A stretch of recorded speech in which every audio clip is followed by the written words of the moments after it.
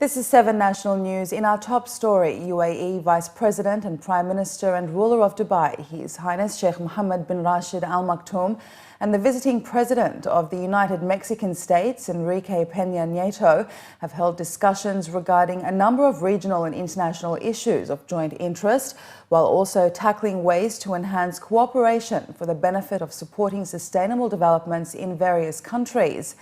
During a meeting held on Tuesday, the ruler of Dubai and the President of Mexico exchanged views on how to promote trade, culture and tourism between the two countries, as well as methods to build constructive investment partnerships, especially in the oil and renewable energy sectors, in the best interests of both countries. Meanwhile, His Highness Sheikh Mohammed and President Nieto attended the signing ceremony of 10 agreements and MOUs between the two countries, including a Memorandum of Understanding on Tourism Cooperation, in addition to an MOU on ways to strengthen cultural exchanges between the two sides, as well as an agreement on ways to boost cooperation and exchange expertise in the education and scientific research fields. The UAE Ministry of Labour has paid 42.3 million dirhams over the last 6 years to 13,616 workers left with unpaid wages after the companies they worked for closed down. As per a 2010 cabinet decision, UAE companies are required to pay bank guarantees of 3,000 dirhams for each worker they employ. According to a report released by Emirates news agency WAM, this money was used to pay workers when companies went out of business. Maher Al-Obeid, the Assistant Under-Secretary for Inspectional Affairs, stated that the ministry looked to the guarantees due to the lack of commitment by many companies in paying workers' wages for more than 2 months after approaching the business owners. It was added that 8,493 workers who benefited from bank guarantee settlements during the past 6 years preferred to return to their home countries after being given the financial dues, while 5,123 desired to move to other facilities.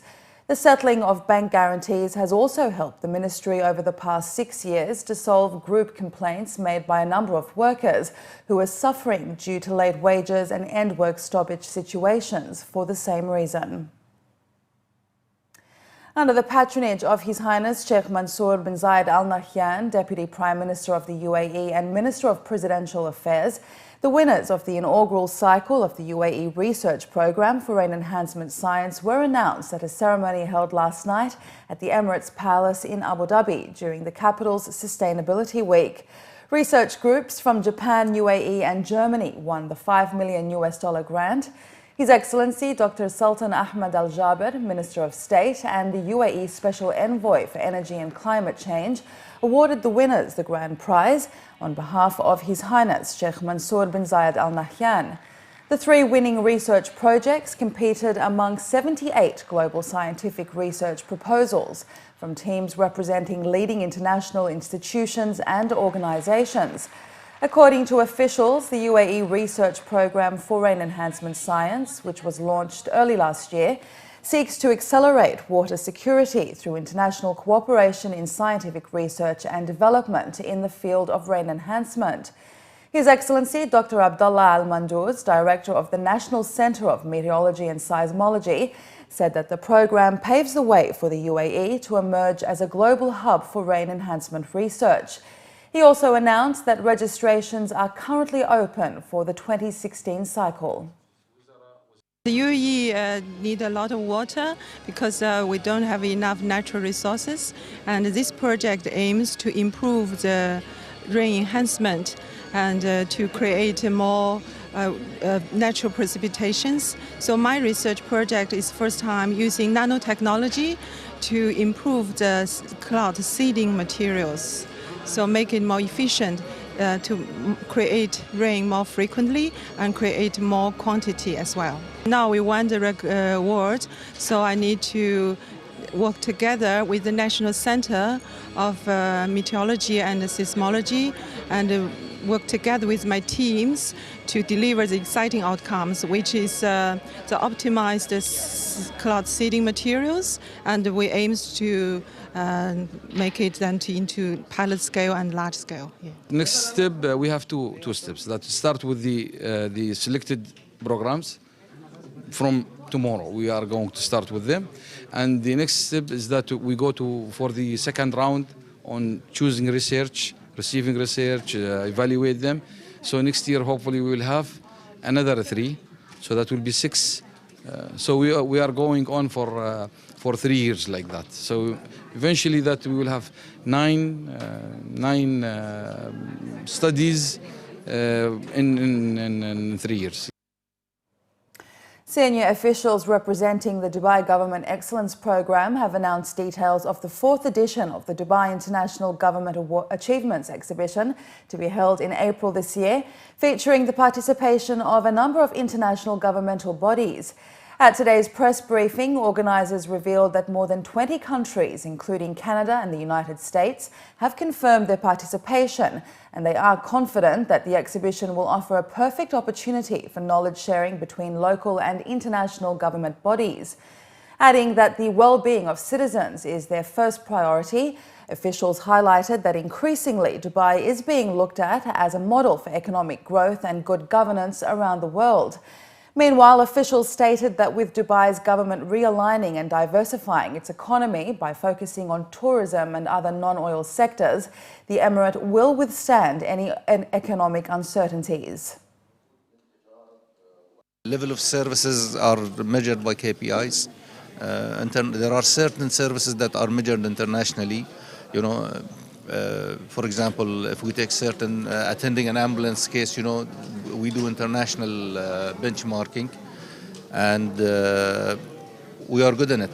We are very good in it. You can see, the result of the latest fire. You could see how efficient the teams work. It's not something that we can just brag about, but it's reality. They proved in the New Year review, yes, that teams can work together efficiently, they can attend, and they can take over a challenge of that nature in a good way. And these experiences, I'm sure people will be interested to see and to learn about how it was done, how did they tackle it, and it's not only equipments and firefighters to be trained properly. No, it's a lot of collaborative work between different departments. Especially when you have a crowd issue that is gathered, and controlling crowd is not an easy access, but because it's a collaborative teamwork which is usually done under the table that a lot of people do not see, this is something also people learn from. Meanwhile, officials representing DEWA stated that Dubai is clearly looking ahead with the implementation of the Dubai Clean Energy Strategy 2050 and initiatives like the construction of the Mohammed bin Rashid Solar Park, and are confident that Dubai will be able to reduce its carbon emissions by 6.5 million tonnes annually. The 3-day exhibition and conference running between the 11th and 13th of February will include a cooperation hub where governments and agencies can share experiences on active governance, while also featuring workshops, smart labs and discussions on various topics including cybersecurity. As the first government exhibition in the world, we are expecting some other countries to participate on this exhibition, and this is a very suitable platform for knowledge sharing and for learning from best practices. All entities, government entities in Dubai exhibit under one ceiling, one place, to explain to people of Dubai, Dubai visitors, about their achievements, about their initiatives, about their services. The senior officials in government, they listen to people, their opinions, their remarks, their suggestions, to achieve the main goal of government, which is serve people better and delight people. In other news, Dubai police are warning motorists that you will be fined 200 dirhams and will earn 4 black points on your driving license if caught taking a selfie while driving in Dubai. According to a local report, the Dubai police have said that taking a selfie is treated the same way as using a handheld mobile phone while driving, with no difference in the penalty. Despite warnings by authorities, taking selfies have been responsible for serious road accidents. The country's authorities have undertaken many programs repeatedly in the past few years to raise awareness and educate residents of the risks involved. Meanwhile, parents in the country are also being urged to play a larger role in educating their children about the fatal consequences of taking selfies in dangerous situations. Finally, this evening, the 2016 sporting season in the UAE will be off to a bright start over the weekend as a star-studded lineup of golfers have arrived in the capital for the Abu Dhabi HSBC Golf Championship, which begins tomorrow.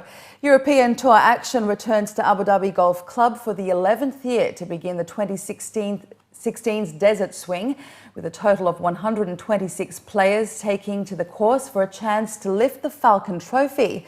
Regarded as an all-important tournament for many players with a $2.7 million prize fund, it will also be popular among the fans as a total of 5 former world number ones will be in action over the weekend.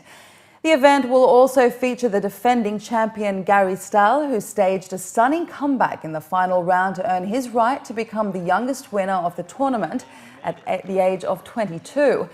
However, all eyes will be on the rivalry of world number 3 Rory McIlroy, who has been paired together with the current world number 1 Jordan Spieth and Ricky Fowler during the opening rounds.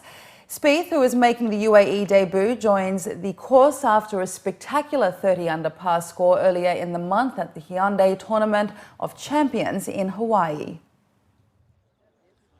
It was a fantastic week to start the new year. Knew I was coming here now for a number of months. I've been very excited to get over here and heard a lot of great things, and it's lived up and past any expectations that I've had, even only being here a couple days. I don't think of it as a rivalry at all. I think that's kind of put on to us. I don't think either one of us believe it, but between the two of us and others, we have an opportunity this year to continue, some exciting golf from last season. We all want to beat each other. We all want to work harder. That's what's fun. That's what's exciting. No one's settling. And that's what's making us better as individuals. Rory McIlroy, the winner of the 2015 race to Dubai, has his eyes set on reclaiming the world number 1 spot after spending the last few weeks in Dubai training for the season ahead. After finishing runner-up 4 times in Abu Dhabi, Rory believes now is the time to clinch the coveted Falcon Trophy.